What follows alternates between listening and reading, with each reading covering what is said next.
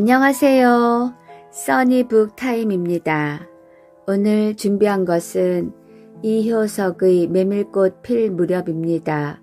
이 작품은 한국 문학에서 서정적인 아름다움과 자연의 묘사로 널리 사랑받는 단편 소설입니다.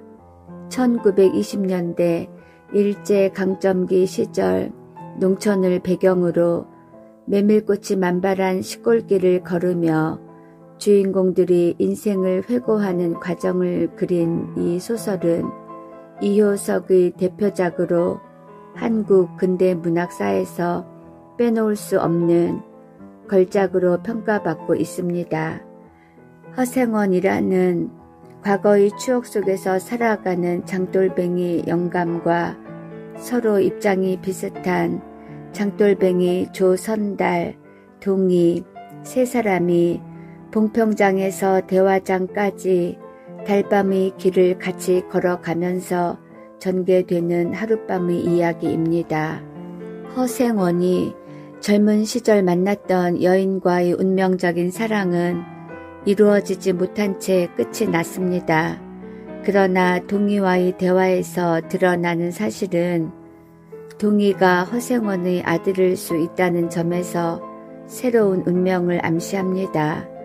이를 통해 인간의 삶이 어떻게 우연과 운명 속에서 얽히고 설키는지를 상징적으로 표현합니다. 허생원의 과거의 사랑은 그의 삶에서 중요한 기억으로 남아있으며 메밀꽃이 피어난 들판을 걸으며 그는 그때의 감정을 다시금 떠올립니다. 이 과정에서 독자들은 사랑의 아름다움과 동시에 그 사랑이 끝난 후에도 마음속에 남는 아련한 그리움을 함께 느낄 수 있습니다.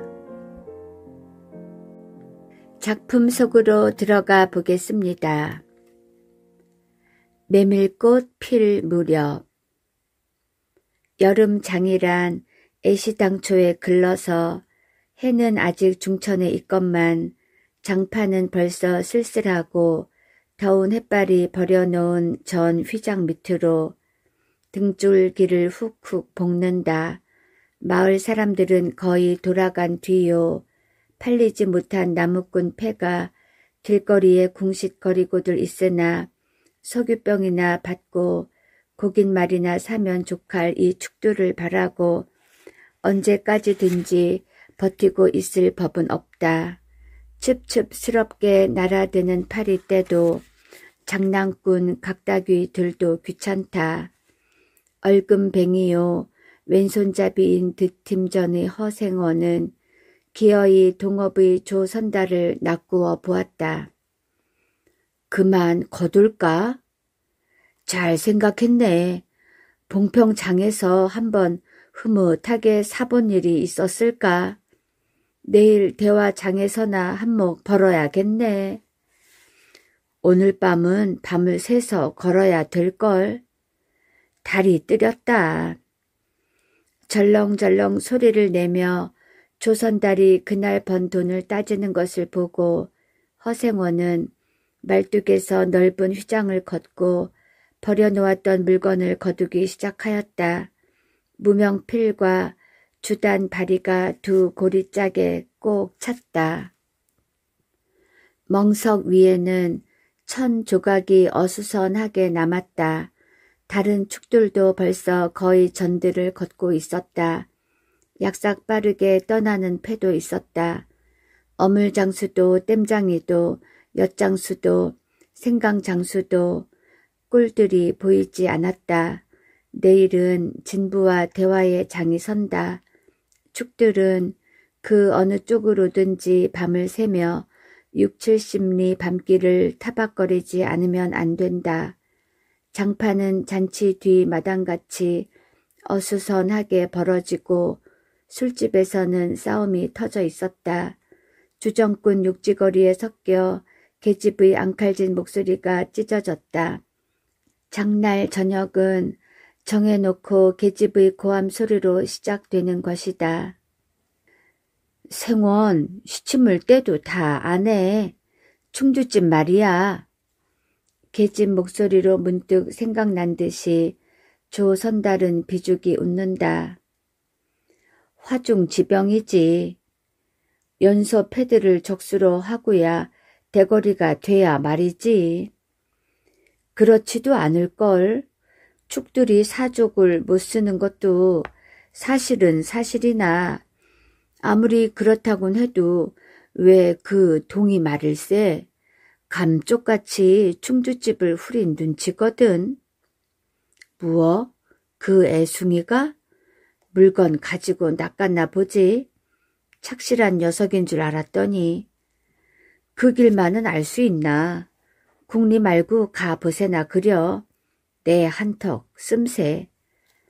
그다지 마음이 당기지 않는 것을 쫓아갔다. 허생원은 계집과는 연분이 멀었다. 얼금뱅이 상판을 쳐들고 대어설 숙기도 없었으나 계집편에서 정을 보낸 적도 없었고 쓸쓸하고 뒤틀린 반생이었다.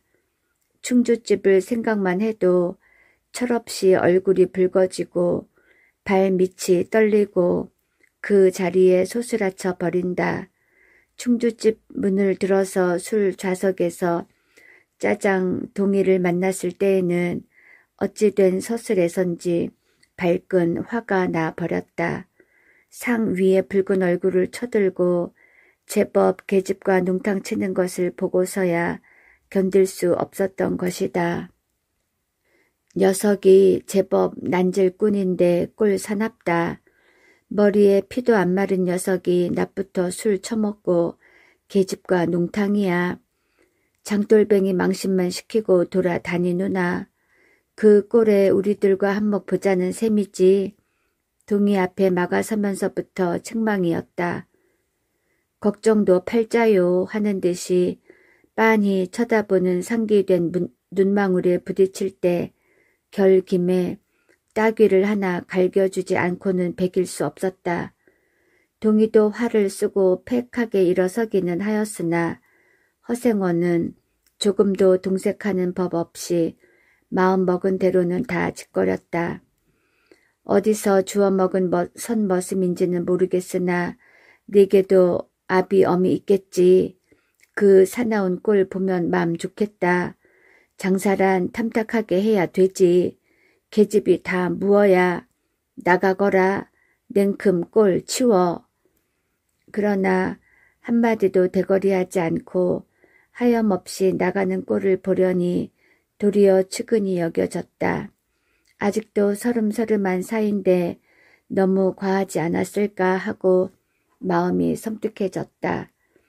주제도 넘지. 같은 술 손님이면서도 아무리 젊다고 자식 낳게 된 것을 붙들고 치고 닦아 세울 것은 무어야. 원, 충주집은 입술을 쫑긋하고 술 붓는 솜씨도 거칠었으나 젊은 애들한테는 그것이 약이 된다나 하고 그 자리는 조선달이 얼버무려 넘겼다. 너 녀석한테 반했지? 애숭이를 빨면 죄된다. 한참 법석을 친 후이다. 담도 생긴 데다가 웬일인지 흠뻑 취해보고 싶은 생각도 있어서 허생원은 주는 술잔이면 거의 다 들이켰다. 거나해짐을 따라 계집 생각보다도 동희의 뒷일이 한결같이 궁금해졌다. 내 꼴에 계집을 가로채서는 어떡할 작정이었누 하고 어리석은 꼬락서니를 모질게 책망하는 마음도 한켠에 있었다. 그렇기 때문에 얼마나 지난 뒤인지 동희가 헐레벌떡거리며 황급히 부르러 왔을 때에는 마시던 잔을 그 자리에 던지고 정신없이 허덕이며 충주집을 뛰어나간 것이었다. 생원 당나귀가 발을 끊고 야단이에요. 각다귀들 장난이지 필연코. 짐승도 짐승이려니와 동희의 마음씨가 가슴을 울렸다. 뒤를 따라 장판을 다름질하려니 거슴츠레한 눈이 뜨거워질 것 같다. 불악스런 녀석들이라 어쩌는 수 있어야죠. 나귀를 몹시 구는 녀석들은 그냥 두지 않을걸? 반평생을 같이 지내온 짐승이었다. 같은 주막에서 잠자고 같은 달빛에 젖으면서 장에서 장으로 걸어 다니는 동안에 20년의 세월이 사람과 짐승을 함께 늙게 하였다. 가스러진 목 뒤 털은 주인의 머리털과도 같이 바스러지고 개진개진 젖은 눈은 주인의 눈과 같이 눈곱을 흘렸다. 몽당비처럼 짧게 쏠리운 꼬리는 파리를 쫓으려고 기껏 휘저어 보아야 벌써 다리까지는 닿지 않았다. 닳아 없어진 굽을 몇 번이나 도려내고 새 철을 신겼는지 모른다. 굽은 벌써 더 자라기는 틀렸고 닳아버린 철 사이로는 피가 빼짓이 흘렀다. 냄새만 맡고도 주인을 분간하였다. 호소하는 목소리로 야단스럽게 울며 반겨한다. 어린아이를 달래듯이 목덜미를 어루만져 주니 나귀는 코를 벌름거리고 입을 투르르 거렸다. 콧물이 튀었다. 허생원은 짐승 때문에 속도 무던히는 썩었다. 아이들이 장난이 심한 눈치여서 땀 밴 몸뚱어리가 부들부들 떨리고 좀채 흥분이 식지 않는 모양이었다. 굴레가 벗어지고 안장도 떨어졌다. 요 몹쓸 자식들 하고 허생원은 호령을 하였으나 패들은 벌써 주랭랑을 놓은 뒤요. 몇 남지 않은 아이들이 호령에 놀라 비슬비슬 멀어졌다. 우리들 장난이 아니유. 암놈을 보고 저 혼자 발광이지. 코울리게 한 녀석이 멀리서 소리를 쳤다. 그 녀석 말투가? 김첨지 당나귀가 가버리니까 온통 흙을 차고 거품을 흘리면서 미친 소같이 날뛰는걸. 꼴이 우스워 우리는 보고만 있었다우. 배를 좀 보지. 아이는 앵돌아진 투로 소리를 치며 깔깔 웃었다. 허생원은 모르는 결에 낯이 뜨거워졌다. 묻 시선을 막으려고 그는 짐승의 배 앞을 가리워 서지 않으면 안 되었다. 늙은 주제에 암샘을 내는 셈이야. 저놈의 짐승이.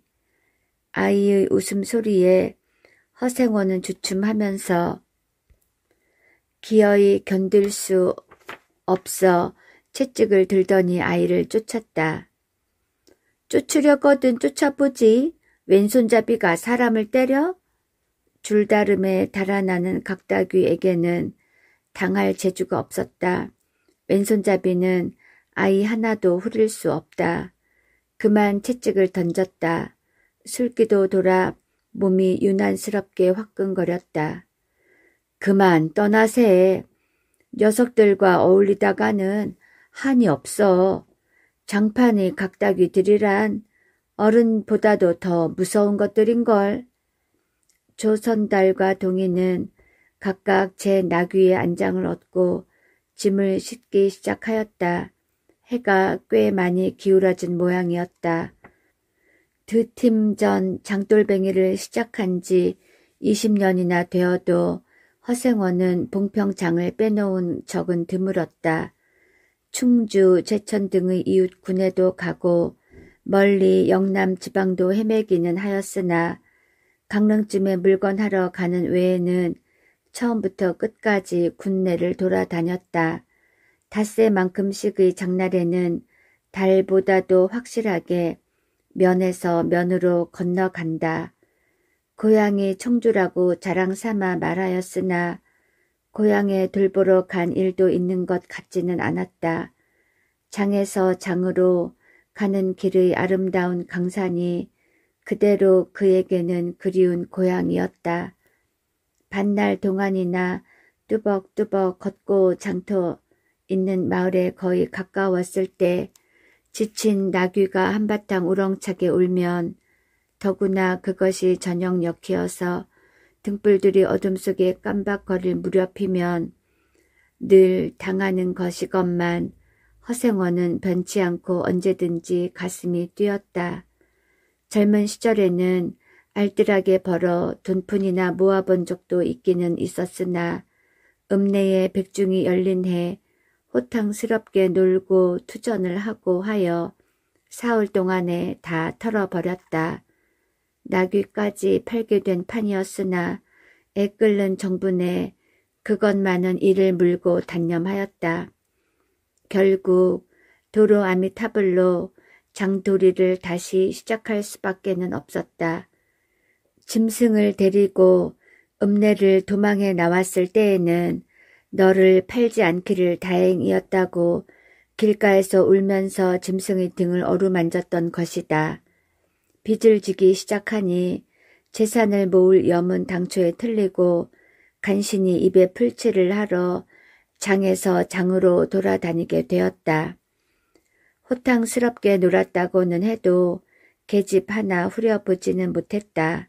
계집이란 쌀쌀하고 매정한 것이었다. 평생 인연이 없는 것이라고 신세가 서글퍼졌다. 일신에 가까운 것이라고는 언제나 변함없는 한필의 당나귀였다. 그렇다고는 해도 꼭 한 번의 첫일을 잊을 수는 없었다. 뒤에도 처음에도 없는 단 한 번의 괴이한 인연. 봉평에 다니기 시작한 젊은 시절의 일이었으나 그것을 생각할 적만은 그도 산 보람을 느꼈다. 달밤이었으나 어떻게 해서 그렇게 됐는지 지금 생각해도 도무지 알 수 없어. 허생원은 오늘 밤도 또 그 이야기를 끄집어내려는 것이다. 조선달은 친구가 된 이래 귀에 못이 박히도록 들어왔다. 그렇다고 실증을 낼 수도 없었으나 허생원은 시치미를 떼고 되풀이할 대로 되풀이하고야 말았다. 달밤에는 그런 이야기가 격에 맞거든. 조선달 편을 바라는 보았으나 물론 미안해서가 아니라 달빛에 감동하여서였다. 이지러는 졌으나 보름을 갓 지난 달은 부드러운 빛을 흐뭇이 흘리고 있다. 대화까지는 80리의 밤길, 고개를 둘이나 넘고 개울을 하나 건너고 벌판과 산길을 걸어야 한다. 길은 지금 긴 산 허리에 걸려 있다. 밤중을 지난 무렵인지 죽은 듯이 고요한 속에서 짐승 같은 달의 숨소리가 손에 잡힐 듯이 들리며 콩 포기와 옥수수 잎새가 한층 달에 푸르게 젖었다. 산허리는 온통 메밀밭이어서 피기 시작한 꽃이 소금을 뿌린 듯이 흐뭇한 달빛에 숨이 막힐 지경이다. 붉은 대궁이 향기같이 애잔하고 나귀들의 걸음도 시원하다. 길이 좁은 까닭에 세 사람은 나귀를 타고 외줄로 늘어섰다.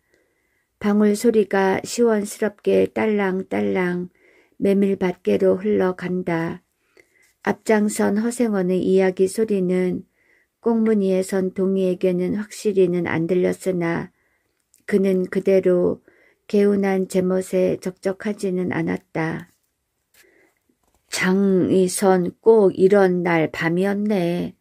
객주집 토방이란 무더워서 잠이 들어야지. 밤중은 돼서 혼자 일어나 개울가에 목욕하러 나갔지. 봉평은 지금이나 그제나 마찬가지지. 보이는 곳마다 메밀밭이어서 개울가가 어디 없이 하얀 꽃이야. 돌밭에 벗어도 좋을 것을 달이 너무도 밝은 까닭에 옷을 벗으러 물 방앗간으로 들어가지 않았나. 이상한 일도 많지. 거기서 난데없는 성서방네 처녀와 마주쳤단 말이네. 봉평서야 제일 가는 일색이었지. 팔자에 있었나 보지. 아무렴 하고 응답하면서 말머리를 아끼는 듯이 한참이나 담배를 빨 뿐이었다. 구수한 자줏빛 연기가 밤 기운 속에 흘러서는 녹았다. 날 기다린 것은 아니었으나 그렇다고 달리 기다리는 놈팡이가 있는 것도 아니었네. 처녀는 울고 있단 말이야. 짐작은 되고 있었으나 성서방네는 한참 어려워서 들고 날 판인 때였지. 한 집안일이니 딸에겐들 걱정이 없을 리 있겠나. 좋은 데만 있으면 시집도 보내련만 시집은 죽어도 싫다지. 그러나 처녀란 울 때같이 정을 끄는 때가 있을까? 처음에는 놀라기도 한 눈치였으나 걱정이 있을 때는 누그러지기도 쉬운 듯해서 이럭저럭 이야기가 되었네. 생각하면 무섭고도 기막힌 밤이었어. 제천인지로 줄행랑을 놓은 건 그 다음 날 일이었다. 다음 장도막에는 벌써 온 집안이 사라진 뒤였네. 장판은 소문에 발근 뒤집혀 고작해야 술집에 팔려가기가 상수라고 처녀의 뒷공론이 자자하더라 하단 말이야. 제천 장판을 몇 번이나 뒤졌겠나. 허나 처녀의 꼴은 꿩 꿔먹은 자리야. 첫날 밤이 마지막 밤이었지. 그때부터 봉평이 마음에 든 것이 반평생을 두고 다니게 되었네. 평생인들 잊을 수 있겠나. 수 좋았지. 그렇게 신통한 일이란 쉽지 않어. 항용 못난 것 얻어 새끼 낳고 걱정 늘고 생각만 해도 진절이 나지. 그러나 늙음막 바지까지 장돌뱅이로 지내기도 힘드는 노릇 아닌가? 난 가을까지만 하고 이 생계와도 하직하려네. 대화쯤에 조그만 전방이나 하나 버리고 식구들을 부르겠어. 사시장철 뚜벅뚜벅 걷기란 여간 이래야지. 옛 처녀나 만나면 같이나 살까? 난 거꾸러질 때까지 이 길 걷고 저 달 볼 테야. 산 길을 벗어나니 큰 길로 튀어졌다. 꽁무니의 동이도 앞으로 나서 나귀들은 가로 늘어섰다. 총각도 젊었다. 지금이 한창 시절 일이었다. 충주집에서는 그만 실수를 해서 그 꼴이 되었으나 설게 생각 말게. 천만에요. 되려 부끄러워요. 계집이란 지금 웬 제격인가요? 자나 깨나 어머니 생각뿐인데요. 허생원의 이야기로 실심해 한 끝이라 동희의 어조는 한풀 수그러진 것이었다. 아비 엄이란 말에 가슴이 터지는 것도 같았으나 제겐 아버지가 없어요. 피부치라고는 어머니 하나뿐인걸요. 돌아가셨나? 당초부터 없어요. 그런 법이 세상에. 생원과 선달이 야단스럽게 껄껄들 웃으니 동희는 정색하고 우길 수밖에는 없었다. 부끄러워서 말하지 않으려 했으나 정말이에요. 제천촌에서 달도 차지 않은 아이를 낳고 어머니는 집을 쫓겨났죠. 우스운 이야기이나 그렇기 때문에 지금까지 아버지 얼굴도 본 적도 없고 있는 고장도 모르고 지내와요. 고개가 앞에 놓인 까닭에 세 사람은 나귀를 내렸다.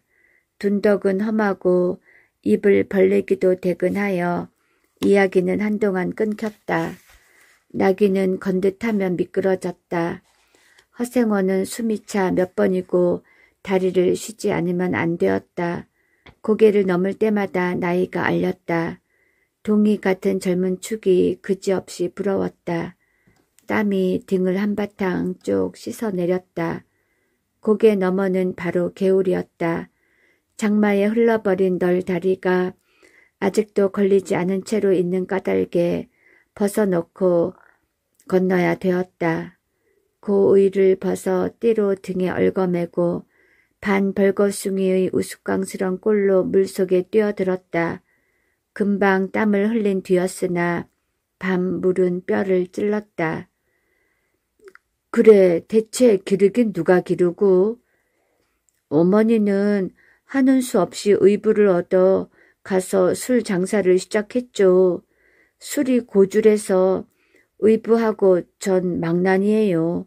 철 들어서부터 맞기 시작한 것이 하룬들 편할 날이 있었을까?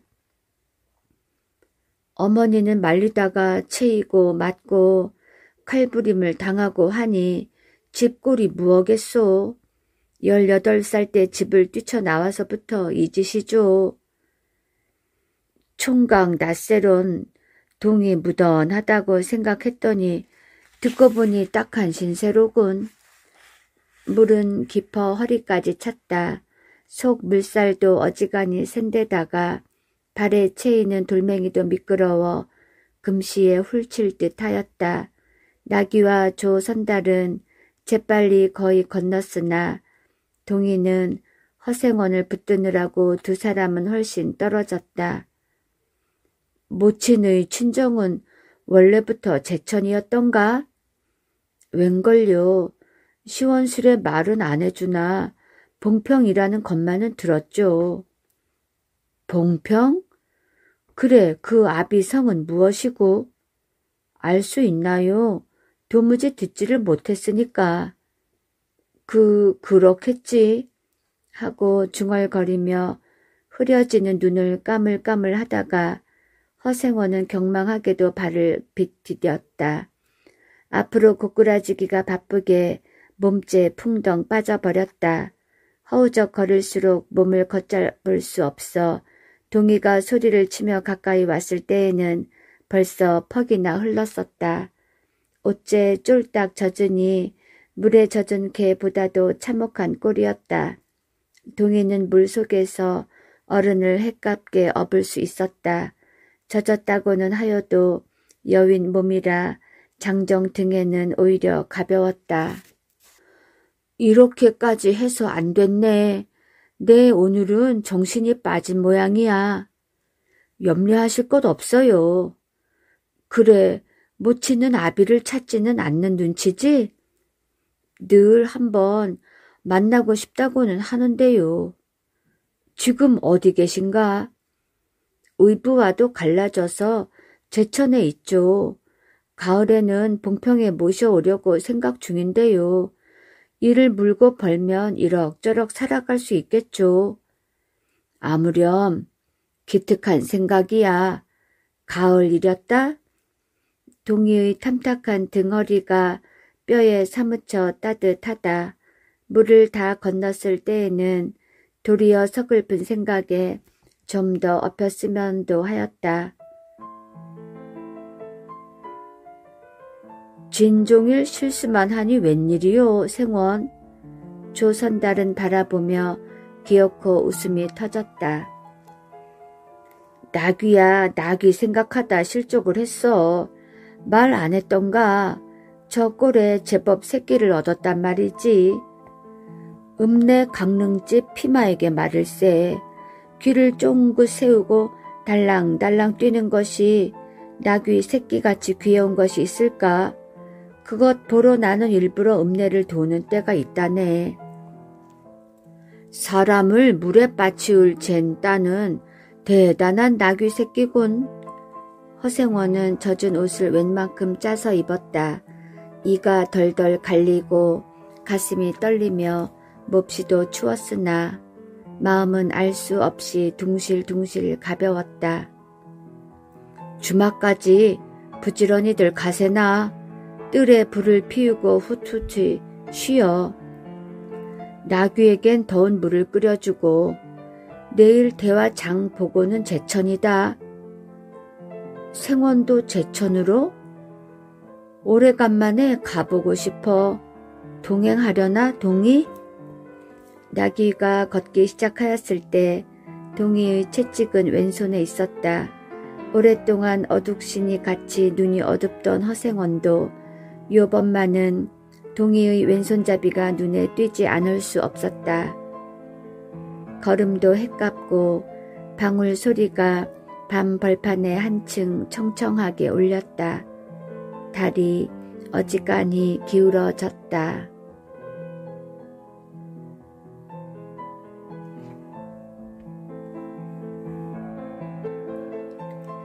이효석의 메밀꽃 필 무렵이었습니다. 감사합니다. 편안한 밤 되세요.